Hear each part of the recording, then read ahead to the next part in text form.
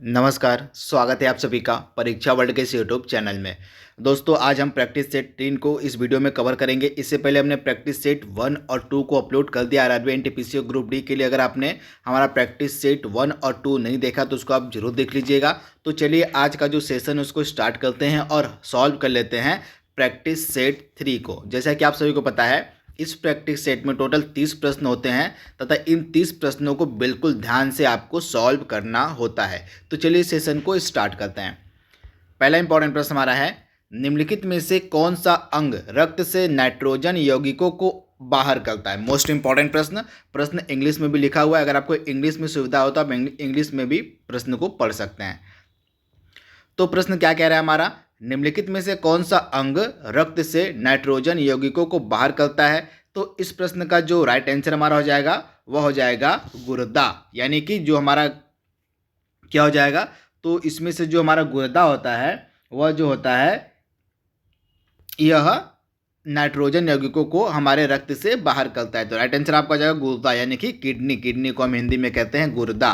तो इसका काम क्या होता है किडनी का, तो किडनी का काम होता है रक्त से नाइट्रोजन यौगिकों को हटाने का। तो आप इसे ध्यान दीजिएगा। अगला इंपॉर्टेंट प्रश्न है, खोपड़ी के अध्ययन को क्या कहा जाता है। तो खोपड़ी के वैज्ञानिक अध्ययन को हम कहते हैं क्रेनियोलॉजी। क्या कहते हैं, क्रेनियोलॉजी कहा जाता है खोपड़ी के वैज्ञानिक अध्ययन को। तो आप इसे ध्यान दीजिएगा। ऑप्शन जो ए है इसका बिल्कुल सही है। खोपड़ी के वैज्ञानिक अध्ययन को हम कहते हैं क्रेनियोलॉजी। तो आप इसे ध्यान दीजिएगा। वहीं एंथो, यहाँ पे अंथो नहीं एंथो होगा। तो एंथोलॉजी हम किसको कहते हैं, एंथोलॉजी। तो एंथोलॉजी के अंतर्गत जो है फूलों का अध्ययन किया जाता है। तो आप ध्यान दीजिएगा, एंथोलॉजी के अंतर्गत जो है फूलों का अध्ययन किया जाता है। अगला इंपॉर्टेंट प्रश्न हमारा है, निम्नलिखित में से कौन सी नस का कार्य फेफड़ों से हृदय तक शुद्ध रक्त को पहुंचाने का होता है। मोस्ट इंपॉर्टेंट प्रश्न। तो इसमें से किस नस का कार्य होता है फेफड़ों से हृदय तक शुद्ध रक्त को पहुंचाने का। तो इस प्रश्न का राइट आंसर हो जाएगा पल्मोनरी नसें जो होती हैं, जो पल्मोनरी वेन होती हैं, जो पल्मोनरी नसें होती हैं, इनका कार्य होता है फेफड़ों से हृदय तक शुद्ध रक्त को पहुंचाने का। तो राइट आंसर हो जाएगा आपका ऑप्शन ए। अगला इंपॉर्टेंट प्रश्न हमारा है, सूखा रोग जिसको इंग्लिश में हम रिकेट्स कहते हैं, निम्नलिखित में से किस विटामिन की कमी से होता है। मोस्ट इंपॉर्टेंट प्रश्न। तो किस विटामिन की कमी से जो है शरीर में सूखा रोग हो जाता है। तो विटामिन डी इसका राइट आंसर हो जाएगा। विटामिन डी की कमी से जो है शरीर में सूखा रोग हो जाता है। तो आप इसे ध्यान दीजिएगा, कई बार एग्जाम में यह प्रश्न पूछा गया है। वहीं विटामिन सी की कमी से कौन सा रोग होता है, तो स्कर्वी नामक जो रोग होता है वह विटामिन सी की कमी से होता है। बेरी नामक जो बीमारी होती है यह विटामिन बी की कमी से होती है। तो इसे भी आप ध्यान दीजिएगा। अगला इंपॉर्टेंट प्रश्न हमारा है, गणतंत्र दिवस 2019 पर भारतीय रेलवे की झांकी का मुख्य विषय क्या था। तो गणतंत्र दिवस 2019 पर जो है भारतीय रेलवे की झांकी का मुख्य विषय क्या था। तो इसका मुख्य विषय था मोहन से महात्मा। क्या था, तो मोहन से महात्मा मुख्य थीम था, मुख्य विषय था भारतीय रेलवे का गणतंत्र दिवस 2019 के मौके पर। तो इसका राइट आंसर हो जाएगा मोहन से महात्मा। अगला इंपॉर्टेंट प्रश्न हमारा है, निम्नलिखित में से कौन सा भारत का पहला सौर ऊर्जा से संचालित हवाई अड्डा है। तो इसमें से कौन सा भारत का पहला सौर ऊर्जा से संचालित हवाई अड्डा है। तो यह है कोचीन अंतर्राष्ट्रीय हवाई अड्डा। यह आपको मिलेगा केरल में। यह सौर ऊर्जा से संचालित भारत का पहला हवाई अड्डा है। तो कोचीन अंतर्राष्ट्रीय हवाई अड्डा इसका राइट आंसर हो जाएगा। तो आप इसे ध्यान दीजिएगा। वहीं कुशीनगर जो अंतर्राष्ट्रीय हवाई अड्डा है यह उत्तर प्रदेश में मिलेगा। आपको उत्तर प्रदेश में मिलेगा कुशीनगर में। यह कुशीनगर अंतर्राष्ट्रीय हवाई अड्डा, तथा यह न्यूज़ में क्यों था, क्योंकि इसको हाल ही में अंतर्राष्ट्रीय हवाई अड्डे का दर्जा दिया गया। तो इसे आप ध्यान दीजिएगा, जो कुशीनगर हवाई अड्डा था इसको हाल ही में अंतर्राष्ट्रीय हवाई अड्डे का दर्जा दे दिया गया था। यह आपको उत्तर प्रदेश में मिलेगा। इसके अलावा इंदौर शहर जो है मध्य प्रदेश का, यहाँ पे आपको मिलेगा देवी अहिल्याबाई अंतर्राष्ट्रीय हवाई अड्डा। इसको भी जो है हाल ही में अंतर्राष्ट्रीय हवाई अड्डे का दर्जा दिया गया। तो ये भी प्रश्न आपके दिमाग में होने चाहिए। अगला इंपॉर्टेंट प्रश्न हमारा है, निम्न में से कौन सा राज्य भारत का पहला जैविक खेती वाला राज्य बना है। यानी कि भारत का पहला ऑर्गेनिक फार्मिंग स्टेट कौन सा है आपको बताना है। तो भारत का पहला जो ऑर्गेनिक फार्मिंग वाला स्टेट बना था, यह बना था सिक्किम। तो आप इसे ध्यान दीजिएगा, भारत का जो पहला जैविक खेती वाला राज्य था वह था सिक्किम था, तथा सिक्किम ही जो है भारत का पहला ओपन डिफिकेशन फ्री यानी कि खुले में शौच मुक्त होने वाला राज्य भी था। तो इसे भी आप ध्यान दीजिएगा। अगला इंपॉर्टेंट प्रश्न हमारा है, निम्नलिखित में से किस देश ने डिजिटल मुद्रा अबर लॉन्च की है? तो अबर नामक जो डिजिटल मुद्रा है यह संयुक्त अरब अमीरात के द्वारा लॉन्च की गई है। तो आप इसे ध्यान दीजिएगा, संयुक्त अरब अमीरात और जो है सऊदी अरब के दोनों केंद्रीय जो बैंक हैं इन्हीं के द्वारा जो है यह डिजिटल मुद्रा लॉन्च की गई है। तो इसका राइट आंसर हो जाएगा सऊदी अरब और संयुक्त अरब अमीरात, इन दोनों के बैंकों, केंद्रीय बैंकों के द्वारा जो है यह डिजिटल मुद्रा लॉन्च की गई है अबर। तो इसे आप ध्यान दीजिएगा। अगला इंपॉर्टेंट प्रश्न हमारा है, निम्नलिखित में से कौन सा रासायनिक तत्वों की आवर्त सारणी का अंतर्राष्ट्रीय वर्ष है? तो रासायनिक तत्वों की आवर्त सारणी का अंतर्राष्ट्रीय वर्ष कौन सा इसमें से है? तो 2019, क्योंकि 2019 में आवर्त सारणी की स्थापना के टोटल 150 वर्ष पूरे हो गए। तो आप इसे ध्यान दीजिएगा, 2019 में आवर्त सारणी के जो है टोटल 150 वर्ष पूरे हो गए थे, तथा जो है 1869 ईस्वी में आप ध्यान दीजिएगा, 1869 ईस्वी में जो है एक रूसी वैज्ञानिक थे जिनका नाम था दमित्री मेंडेलीव। ये नाम आप याद रखिएगा, सुपर इंपॉर्टेंट नाम है आपके लिए, दमित्री मेंडेलीव। क्या नाम था इनका? तो दमित्री मेंडेलीव के द्वारा जो है आवर्त सारणी की खोज की गई थी 1869 ईस्वी में, तथा 2019 में जो है आवर्त सारणी की खोज के टोटल 150 वर्ष पूरे हो गए हैं। तब इसे आप ध्यान दीजिएगा। अगला प्रश्न हमारा है, निम्नलिखित में से किसे एबेल पुरस्कार 2019 दिया गया है? मैं आपको बता दूं, यह जो पुरस्कार एबेल पुरस्कार है इसको मैथ का यानी कि गणित का नोबेल पुरस्कार भी कहा जाता है। आप ध्यान दीजिएगा, इस एबेल पुरस्कार को गणित का नोबेल पुरस्कार भी कहा जाता है। तो आपको बताना है कि 2019 का जो एबेल पुरस्कार था किसको दिया गया था? तो 2019 का जो एबेल पुरस्कार था यह दिया गया था करेन उहलेनबेक को। तो आप इसे ध्यान दीजिएगा, करेन उहलेनबेक को जो है 2019 का एबेल पुरस्कार दिया गया था। वहीं अगर हम 2020 की बात करें तो 2020 का जो एबेल पुरस्कार यह 2 लोगों को संयुक्त रूप से दिया गया है। एक तो हो गए आपके हिलेल फुरस्टेनबर्ग और दूसरे आपके हो गए ग्रेगरी मार्गुलिस। इन दोनों को जो है 2020 में एबेल पुरस्कार दिया गया संयुक्त रूप से, और 2019 में दिया गया था करेन उहलेनबेक को। तो दोनों आपको याद रखना, 2019 का भी 2020 का भी। अगला इंपॉर्टेंट प्रश्न हमारा है, 201 दिवसीय मैच खेलने वाली पहली महिला क्रिकेटर कौन बनी है? तो 201 दिवसीय मैच खेलने वाली पहली महिला क्रिकेटर बनी है मिताली राज, यानी राइट आंसर आपको आ जाएगा मिताली राज जो है ये 201 दिवसीय मैच खेलने वाली पहली महिला क्रिकेटर बन गई हैं। अगला इंपॉर्टेंट प्रश्न हमारा है, हाल ही में एकल आपातकालीन नंबर लॉन्च करने वाला हमारे देश का पहला राज्य कौन सा है? तो हिमाचल प्रदेश एकल आपातकालीन नंबर लॉन्च करने वाला भारत का पहला राज्य बन गया है। तो आप इसे ध्यान दीजिएगा, राइट आंसर हो जाएगा हिमाचल प्रदेश, तथा एकल जो आपातकालीन नंबर था यह था 112। तो इसे भी आप ध्यान दीजिएगा, तथा यह पहला राज्य था हिमाचल प्रदेश जिसके द्वारा इसको लॉन्च किया गया था। अगला इंपॉर्टेंट प्रश्न हमारा है, हाल ही में किस देश ने सियामी मछली को अपना राष्ट्रीय जलीय जानवर घोषित किया है? तो सियामी मछली को जो है अपना राष्ट्रीय जलीय पशु घोषित किया किसने है? तो थाईलैंड ने। तो राइट आंसर हो जाएगा थाईलैंड की सरकार ने जो है सियामी मछली को अपना राष्ट्रीय जलीय पशु घोषित किया है। तो राइट आंसर आपका हो जाएगा थाईलैंड। अगला इंपॉर्टेंट प्रश्न हमारा है, विटीकल्चर का संबंध निम्नलिखित में से किससे है? तो विटीकल्चर का संबंध निम्नलिखित में से किससे है? तो आप याद रखिएगा, जो विटीकल्चर है, विटीकल्चर का जो संबंध यह अंगूर की खेती से है। तो यहाँ पे थोड़ा सा ऑप्शन में मिसप्रिंट हो गया है।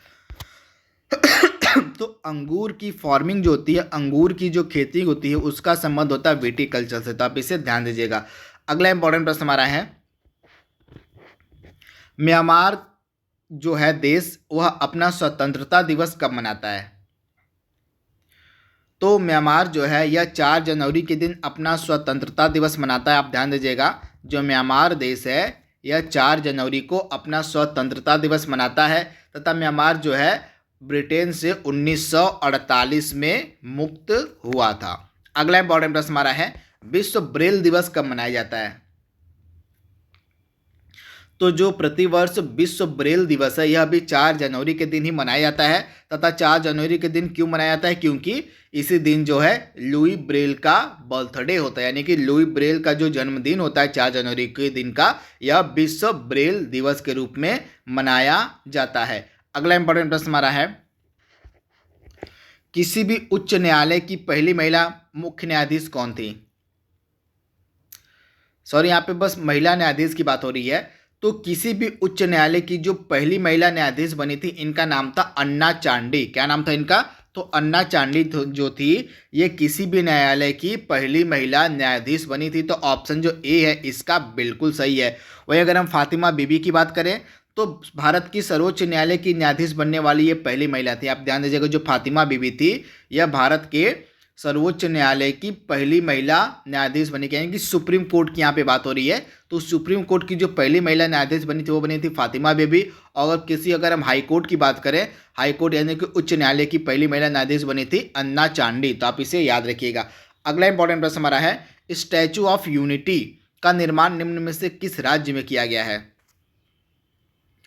तो स्टैचू ऑफ यूनिटी का जो निर्माण यह किया गया है गुजरात में। आप ध्यान दीजिएगा, जो स्टैचू ऑफ यूनिटी है इसका निर्माण किया गया है गुजरात में। कहाँ पे?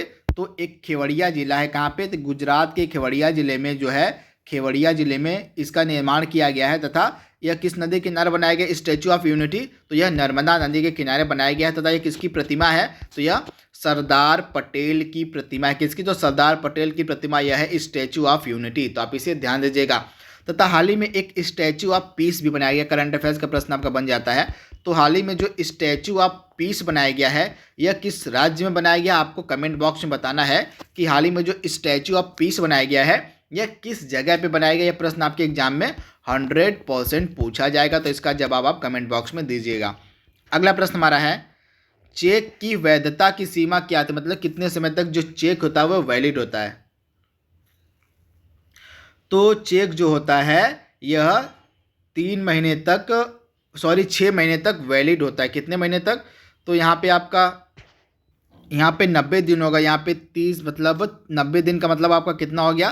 3 महीने तक। कितने तक? 3 महीने तक जो है आपका चेक वैलिड होता है। तो राइट आंसर आपको हो जाएगा 90 दिन। अगला प्रश्न हमारा है, जब हमारा मूल संविधान बना था, जब हमारा ओरिजिनल संविधान बना था, तो उस समय हमारे संविधान में कुल कितनी अनुसूचियां थी?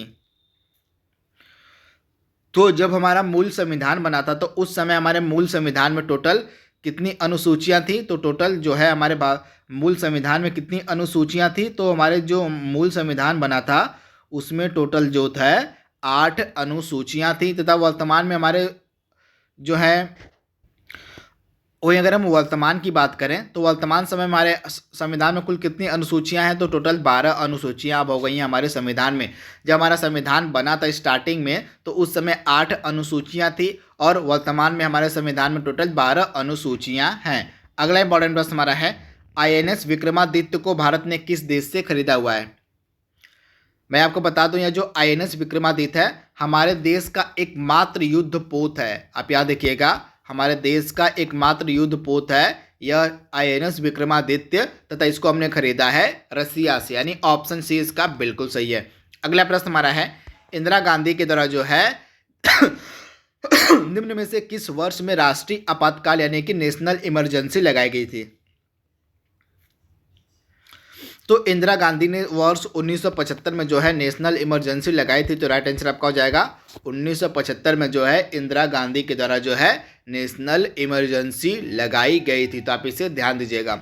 अगला प्रश्न हमारा है, निम्नलिखित में से किसके द्वारा मुगल साम्राज्य की स्थापना की गई थी? तो मुगल साम्राज्य की जो स्थापना वह किसने किया था? तो बाबर ने। तो आप याद देखिएगा, बाबर के द्वारा जो है मुगल साम्राज्य की स्थापना की गई थी। तो राइट आंसर आपका हो जाएगा बाबर, यानी कि ऑप्शन ए। अगला प्रश्न हमारा है, गोल्डमैन पुरस्कार का संबंध किस क्षेत्र से है? तो गोल्डमैन पुरस्कार का संबंध किस क्षेत्र से है? तो यह एक पर्यावरण पुरस्कार है। यहाँ पे आप हो जाएगा आपका यहाँ पे पर्यावरण या वातावरण। तो यह एक पर्यावरण पुरस्कार है गोल्डमैन पुरस्कार। अगला इंपॉर्टेंट प्रश्न हमारा है, महात्मा बुद्ध के द्वारा दिए गए प्रथम उपदेश को क्या कहा जाता है? सुपर इंपॉर्टेंट प्रश्न। तो महात्मा बुद्ध के द्वारा दिए गए प्रथम उपदेश को हम कहते हैं धर्म चक्र प्रवर्तन। क्या कहते हैं? तो महात्मा बुद्ध के द्वारा जो प्रथम उपदेश दिया गया था उसको हम कहते हैं धर्म चक्र प्रवर्तन। तथा महात्मा बुद्ध ने अपना प्रथम उपदेश दिया था वाराणसी के सारनाथ में। कहा? तो वाराणसी के सारनाथ में जो है महात्मा बुद्ध ने अपना पहला उपदेश दिया था। अगला प्रश्न हमारा है, निम्न में से किसका दरबारी कवि अमीर खुसरो था? तो अमीर खुसरो जो था यह अलाउद्दीन खिलजी का दरबारी कवि था। तो ऑप्शन ए इसका बिल्कुल सही है, अलाउद्दीन खिलजी। अगला प्रश्न हमारा है, जनगणना 2011 के अनुसार भारत की कुल साक्षरता दर कितनी है? तो जनगणना 2011 के अनुसार जो है भारत की जो कुल लिटरेसी रेट यानी कि साक्षरता दर थी वह थी 74.04%। यानी कि ऑप्शन जो इसका यहाँ पे हो जाएगा बी, यहाँ पे शून्य होगा 9 के अलावा। तो 74.04% भारत की कुल साक्षरता दर थी। तो आप इसे ध्यान दीजिएगा, 74.04% 2011 की जनगणना के अनुसार भारत की जो है कुल साक्षरता दर थी। अगला इंपॉर्टेंट प्रश्न हमारा है, लेबनान की राजधानी क्या है? तो लेबनान की राजधानी क्या है? तो लेबनान की राजधानी आपको मिलेगी बेरूत। तथा इसी बेरूत में ही हाल ही में एक बहुत ही बड़ा विस्फोट हुआ था। तो इसे भी आप ध्यान दीजिएगा, एक बहुत ही बड़ा विस्फोट हुआ था लेबनान की राजधानी बेरूत में। तो इसे भी आप ध्यान दीजिएगा। वहीं अगर हम निकोसिया की बात करें तो निकोसिया किसकी राजधानी है? तो साइप्रस देश की राजधानी है निकोसिया। किसकी? तो साइप्रस देश की राजधानी है निकोसिया। अबू धाबी राजधानी है संयुक्त अरब अमीरात की यानी कि यूएई की। अंकारा राजधानी आपको मिलेगी टर्की की। किसकी? तो टर्की की राजधानी है अंकारा। अगला प्रश्न हमारा है, कंप्यूटर में प्रोग्राम्स को क्या कहा जाता है? सुपर इंपॉर्टेंट प्रश्न। तो कंप्यूटर में प्रोग्राम्स को हम क्या कहते हैं? तो कंप्यूटर में प्रोग्राम्स को कहा जाता है सॉफ्टवेयर। यानी कि ऑप्शन बी इसका बिल्कुल सही है, कंप्यूटर में प्रोग्राम को सॉफ्टवेयर कहा जाता है। आज के सेशन का लास्ट प्रश्न हमारा है, किसे कंप्यूटर की मुख्य मेमोरी कहा जाता है? तो कंप्यूटर की जो मुख्य मेमोरी होती है उसको हम क्या कहते हैं? तो रैम कहते हैं। तो रैंडम एक्सेस मेमोरी भी इसको कहा जाता है। तो जो रैम होता है यह कंप्यूटर की मुख्य मेमोरी होती है। तो दोस्तों यहाँ पे हमने प्रैक्टिस सेट 3 को पूरे विस्तार में कवर कर लिया है। आई होप यह जो सेशन आपको पसंद आया होगा। तो आज के लिए बस इतना ही। Thank you, thanks for watching, thank you.